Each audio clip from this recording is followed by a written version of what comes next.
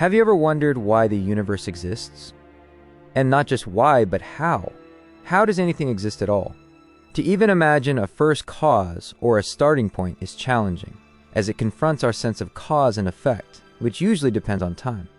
Quantum physics suggests that certain things at a microscopic level, like particle interactions, can happen without an apparent cause events that are inherently probabilistic.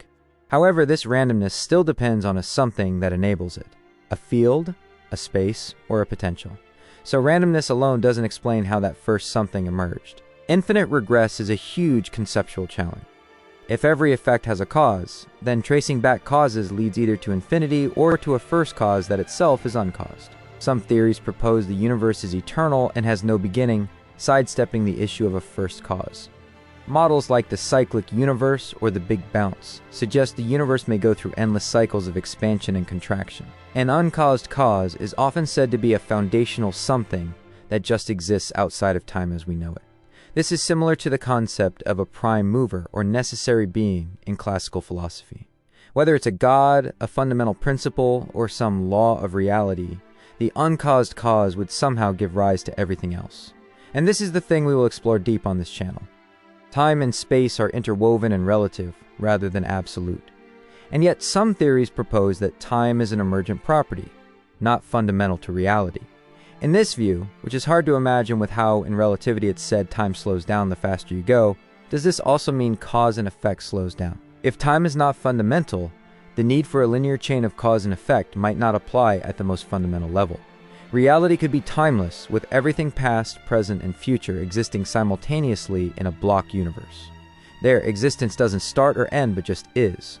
And some particles are immortal, but in this case, does that mean they have always existed for no reason? This is as much a philosophical question as it is a science one. Some even say inflation is eternal, creating countless bubble universes in an endless multiverse. Our universe could be one of many, born out of this broader, potentially timeless framework. If there's one thing we can agree on, is that there must be an infinite amount of empty void, and likely the thing or place our universe is expanding into. Another one, or an infinite account of Big Bangs, could be starting with maybe a chance to someday collide with our universe. And if it has different laws of physics, they could instantly erase each other. I think there might be an infinite number of universes, and if some of them are born and end or change, doesn't this mean time is real? Even if we only have this one universe of it changes, can time really be an illusion? And this is something we will dive deeper into, but given an infinite amount of time, do we really know if another Big Bang won't occur within our universe or outside of it? You could say there's nothing outside, but there was nothing once, and now here we are.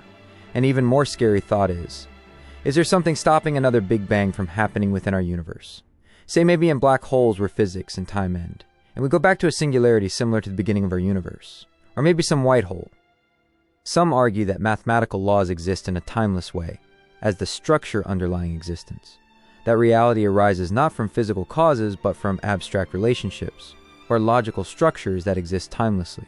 Here, reality would be a kind of self-existent mathematical structure. Finally, there's the possibility that our minds are limited in understanding the true nature of existence. We evolved to perceive time, cause, and effect within certain limits, but reality might transcend these concepts in ways we can't fully grasp.